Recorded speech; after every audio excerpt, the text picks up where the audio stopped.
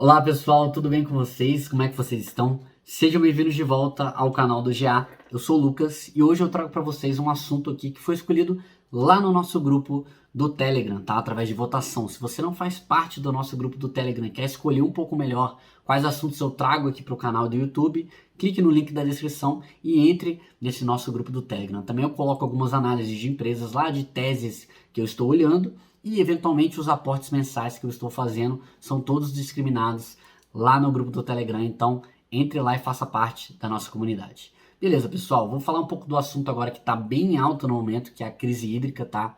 E esse vídeo basicamente eu dividi em 3 partes. A primeira parte são os motivos pelo qual que essa crise hídrica vai acontecer, a gente já sabe que ela vai acontecer. Segundo, quais são os setores mais afetados dentro do segmento ali de energia elétrica. E terceiro, quais são as empresas desse setor mais afetado. Então eu vou mostrar para vocês um pouco quais são as condições que vocês têm que olhar nas empresas que vocês têm em carteira para saber se de fato elas serão afetadas ou não. E o quanto disso já está colocado dentro do preço das empresas também, tá? Então, se esse vídeo te ajudar de alguma forma, se você investe em alguma dessas empresas, isso te deixou um pouco mais calmo esse vídeo, deixa o seu like aqui embaixo, se inscreva no canal, isso é muito importante pra gente. E eu começo logo após a vinheta. Valeu!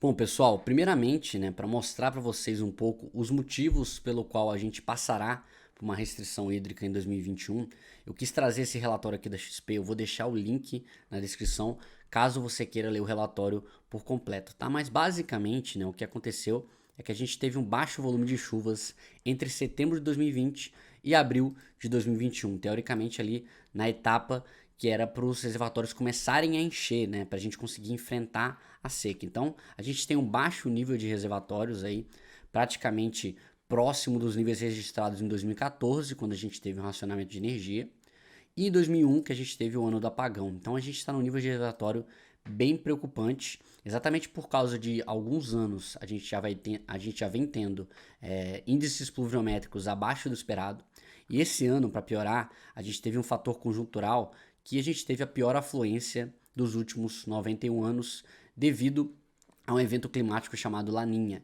Então, a gente teve uma pluviosidade muito abaixo do esperado e, consequentemente, isso acabou afetando a média do nível dos reservatórios. Você vê que desde 2014 aqui a gente nunca recuperou para a fase entre 2003, 2004 aqui e 2012. Então, o Brasil ele tinha uma média do nível dos reservatórios entre 70% e 80%. Nessa época, uma coisa muito favorável, muito tranquila. E desde que a gente teve o problema lá do racionamento em 2014, a gente nunca conseguiu se recuperar por conta das chuvas que realmente elas reduziram bastante nesse período, né? Bastante abaixo do esperado. E isso é uma coisa bem considerável, não somente para as empresas de energia elétrica, tá? Mas como o Brasil como um todo.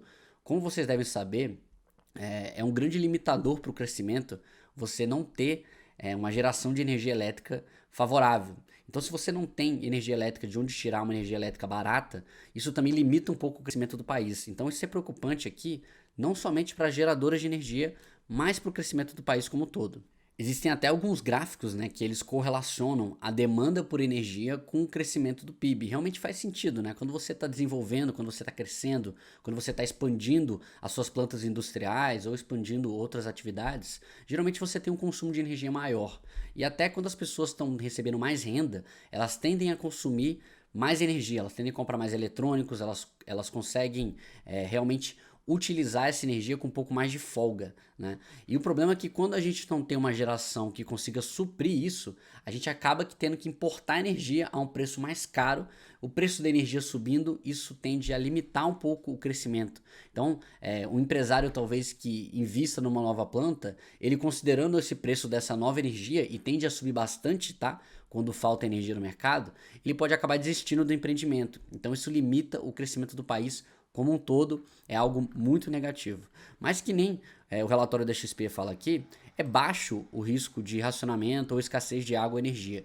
Por quê? Se você for olhar a matriz energética aqui do Brasil em 2000, olha o tanto que a gente era dependente da energia hidroelétrica. E ao longo dos anos isso foi mudando, né? Principalmente aqui a partir de 2011, quando percebeu-se que talvez tivesse uma inversão ali no regime de chuvas, a gente começou a ter uma térmica que muito mais presente, até por necessidade, né? Acredito eu que em 2001 o Brasil já mudou um pouco a estratégia, começou a instalar mais indústrias térmicas, né? Mais usinas térmicas, mas só que como a gente viu que entre 2003, 2004 e 2012 não foi necessário, o nível dos reservatórios estava bem satisfatório, não precisou utilizar. Só que a partir de 2012, né, essa necessidade ela foi crescendo.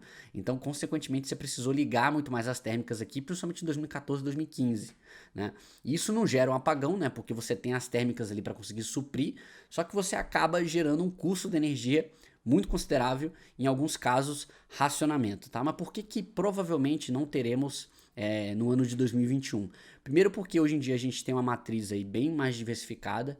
Tudo bem, não é o ideal ainda, a gente tem cerca aqui de 70% ou 60% da energia vindo da parte hidrelétrica ainda. O ideal seria a gente ter menos de 50%, pelo menos. Eu acredito que esse é um foco do Brasil para os próximos anos, né? Aumentar energia eólica, energia solar, que está ganhando um pouco mais de atratividade, está ficando um pouco mais competitivo, né? Mas hoje a gente tem essa malha de geração um pouco mais diversificada, isso tende a reduzir alguns riscos. Além disso, né, a gente tem linhas de transmissão muito mais completas, então a gente tem a malha de transmissão mais integrada. O que você tinha no passado? Você tinha uns problemas sérios, por exemplo, não chovia no centro-oeste, você não tinha como importar energia do Nordeste, por exemplo, que está chovendo, ou do Sul, que está chovendo bem agora. Então, você tinha essa situação. Você precisava de chuva na região no qual você demandava energia. E isso muitas vezes impactava, principalmente as regiões que têm muito mais demanda de energia do que as outras, como a região de São Paulo. Agora a gente tem a opção até de conseguir importar energia da Argentina ou do Uruguai. É claro que isso tem um custo, tá? Isso tende a refletir um aumento no preço da tarifa da energia, mas isso reduz bastante os riscos de racionamento e quem dirá de apagão também. Agora que nós entendemos como é que o risco hidrológico ele surge, vamos entender quais são as ações que serão mais afetadas por conta desse cenário no qual a gente está vivendo. Eu vou deixar o link desse relatório aqui na descrição também, caso vocês queiram acessar ele por inteiro, um relatório muito completo da XP. Então, que nem a gente mostrou lá anteriormente, né, o nível de reservatórios atualmente, desde 2013, 2014, a gente vem tendo dificuldades aqui em manter um nível satisfatório, ali acima de 50%, 60%, enfim, né? Então, aqui ele comenta um pouco exatamente do que eu falei com vocês, né? O relatório, aquele relatório passado sobre a crise hídrica, que falava que as chuvas entre setembro do ano passado e abril desse ano tinham ficado muito abaixo da média e foi a pior afluência dos últimos 91 anos, o aumento de demanda de energia também por conta da maior flexibilização das medidas de isolamento social e retomada da atividade econômica. Então, é algo esperado que você tenha um aumento da demanda de energia agora em 2021, exatamente por conta da reabertura, né? Então, a tendência é realmente de piora do nível dos reservatórios nos próximos meses, tá? Provavelmente não ficará aqui nesse patamar, tende a reduzir bastante. E quais são os segmentos do setor elétrico que são mais impactados nessa situação? Primeira coisa que você pensa é o segmento de geração, ele é o mais afetado nesse cenário adverso, especialmente os nomes que possuem maior participação hídrica no seu portfólio. Então, se você investe em alguma empresa de geração de energia, é interessante que você entenda o percentual do portfólio dela e qual a porcentagem que ela tem de exposição à geração hidrelétrica, tá? Então é algo que vocês devem saber para ter uma noção de qual que é o impacto que isso terá provavelmente dentro do resultado da companhia. Tem uma outra questão também que pode impactar bastante, que é o tanto que a empresa está contratada. Então, o quanto que ela está contratada é o quanto que ela vai precisar disponibilizar de energia elétrica para a distribuidora. Então, as companhias que estão um pouco mais contratadas, elas podem ter, se ela já tem a energia comprada, aí tudo bem, ela consegue repassar diretamente para a distribuidora. Mas se ela tiver que comprar no mercado no momento de escassez de energia, ela provavelmente vai ter que recomprar essa energia a um preço bem alto e ela vai ter que passar para a distribuidora para que ela não seja multada. Então vocês têm que avaliar também o quanto que a empresa está contratada de fato. Se ela estiver contratada num percentual considerável, significa que ela não precisa comprar energia a mercado ainda. Então ela, para conseguir de fato, né, honrar os contratos com as distribuidoras, elas podem precisar comprar energia no mercado de curto prazo. Isso é muito ruim porque a tendência na seca é a energia no mercado de curto prazo ficar bem cara, beleza? Quando a gente olha o segmento de distribuição, você tem um impacto de segunda ordem, tá? Você tem um impacto inicialmente, eu acredito, menor, porque você tem um aumento do custo, a gente já está entrando na bandeira vermelha. Então, teoricamente, as pessoas tendem a consumir menos energia, no momento que já começa a doer um pouco no bolso, né? Mas você tem um impacto maior se houver racionamento de fato, porque aí você tem queda de volume meio que obrigatório, né? O pessoal começa a racionar energia e aí você tem uma queda de volumes do tanto que a distribuidora vai medir, isso impacta muito o resultado da distribuidora.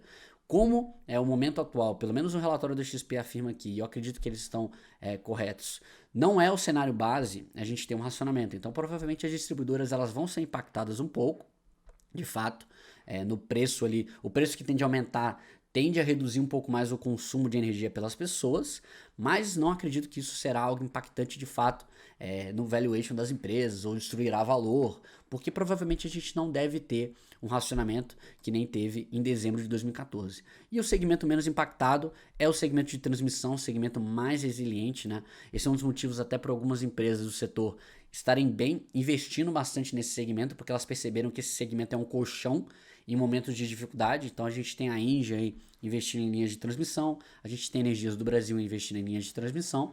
Então você tem o pagamento da transmissão é pela disponibilidade de linhas, não pelo tanto que a energia está sendo demandada ou o tanto que está sendo transportada. Então, se você for ver exposição a risco hídrico, o máximo é a geração, que é diretamente impactada, principalmente as empresas que têm geração hídrica. A distribuição ela é impactada de forma secundária, primeiramente pela redução dos volumes por conta do aumento da conta de luz e possivelmente com mais força se tiver um racionamento.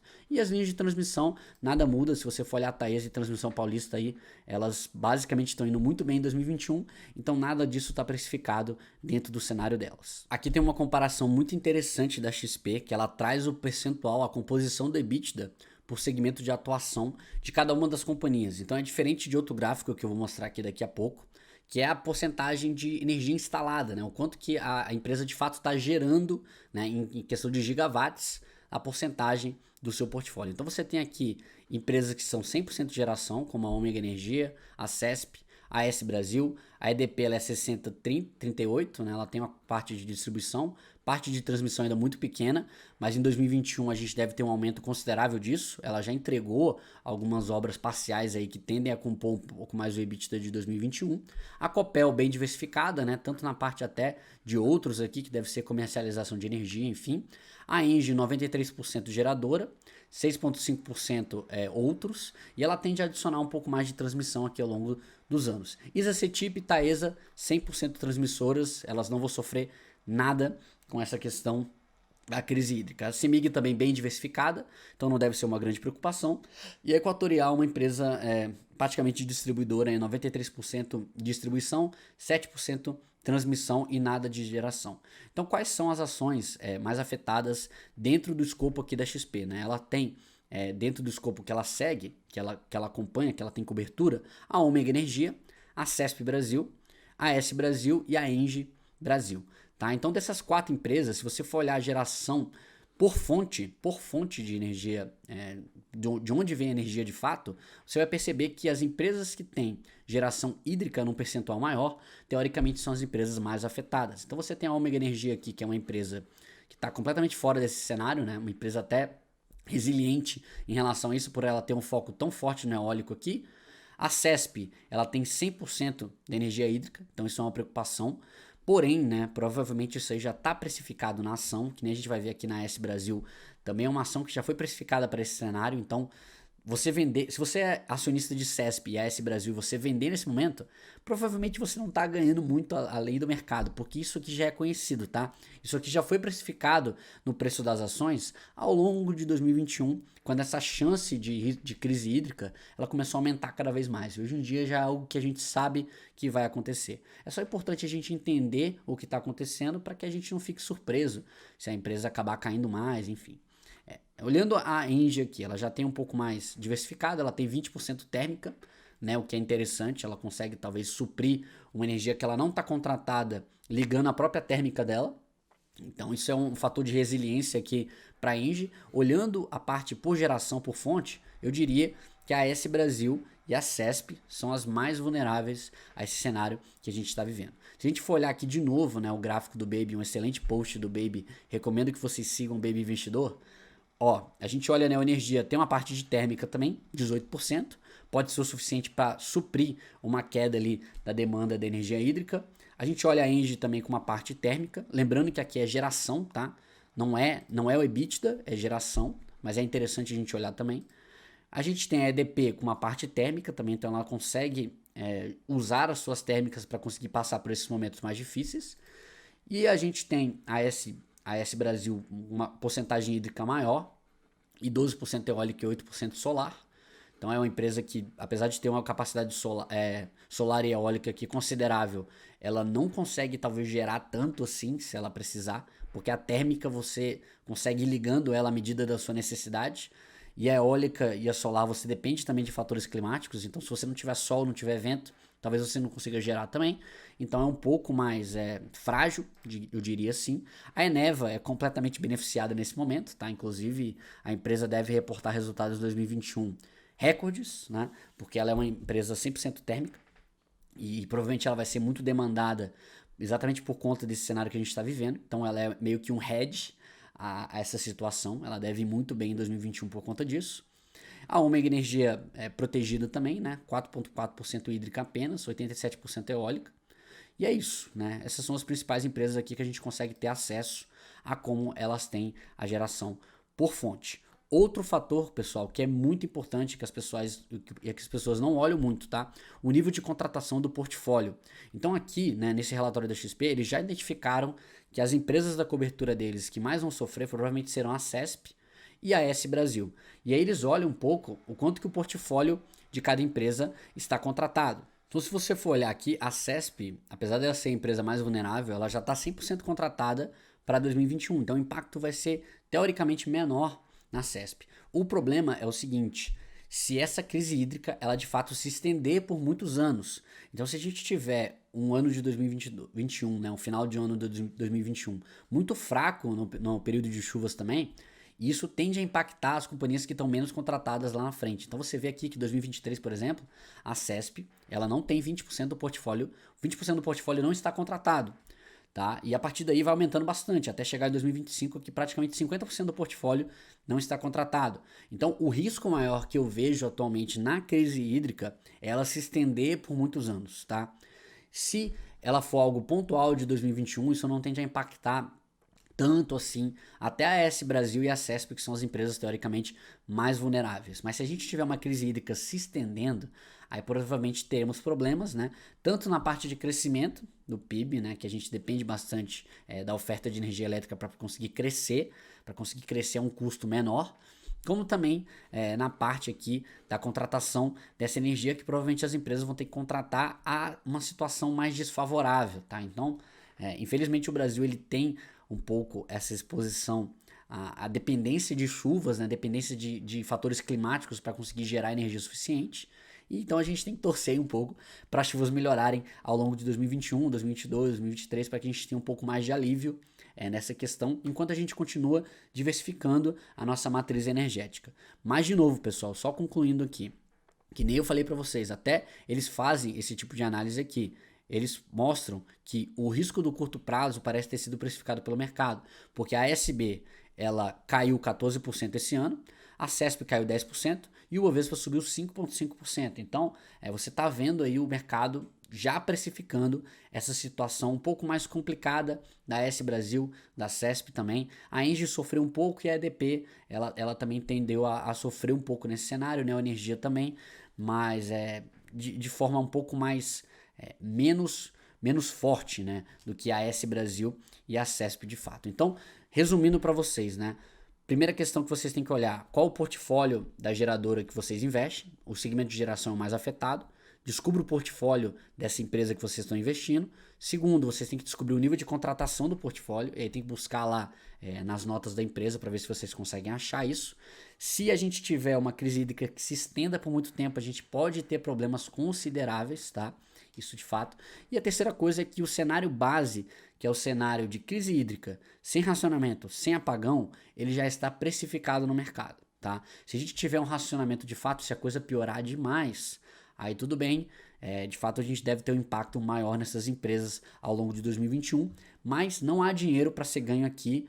ou evitar de ser perdido, tá, pessoal? Já está tudo precificado pelo mercado. O que eu estou passando aqui para vocês é apenas conhecimento para que vocês fiquem mais tranquilos nesse momento e que saibam que ao longo dos anos isso tende a se recuperar, isso tende a se corrigir na minha visão, tá? Espero que vocês tenham gostado do vídeo.